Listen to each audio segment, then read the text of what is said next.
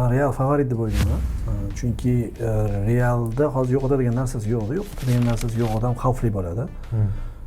Borini tashlaydi. Hozir nima uchun yutib oldi o'tgan uchrashuvda Viniciusda boshqa va qiziq tomoni hozir Davron aytdi, Yamal bilan Mbappe yo'q, ikkita lider yo'q dedi va ikki xil ta'sir qiladi. Yamalning yo'qligi Barselonani zaiflashtiradi, Mbappening yo'qligi Realni kuchaytiradi. Biz ko'rdik, bu faktlar turibdi qo'limizda va ichkarida bo'layotgan voqealardan kelib chiqadigan bo'lsak, hozir Valverde oldinroqqa chiqishi mumkin va men Barselonani ehtiyotkor futbol ko'rsatadi deb o'ylamayman hech ham. Ehtiyotkor futbol bilmaydi. To'g'ri. Flik bilmaydi. Men ishonmayman.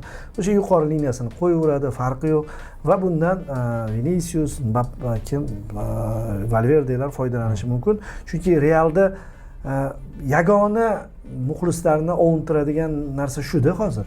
2 marta Klasikoni yutdik. Boshqalar bilan yo'qotgan ochkoyimiz hisobiga chempion bo'la olmadik deydi. Xolos, bo'ldi, boshqa narsa yo'q. Va bu Barselonaga ta'sir qiladi baribir. Sal bo'lsa ham alam qiladi. Muxlislarni o'zi aytadi-yu, Real yutib yursa bo'ldi yoki Barsani yutib yursa bo'ldi degan muxlislar bor-ku. Bu yoqda yo'q deymiz. Bor, futbolchilarda ham shu fikr bor. Shuning uchun Camp Nouda chempionlikni nishonlash, keyin durangni o'ylash ham zarar qiladi deb o'ylayman Barselonaga. Ya'ni o'ylab turadi-yu, ha, durang bo'lsa bo'ldi degan narsa. Realda boshqa variant yo'q.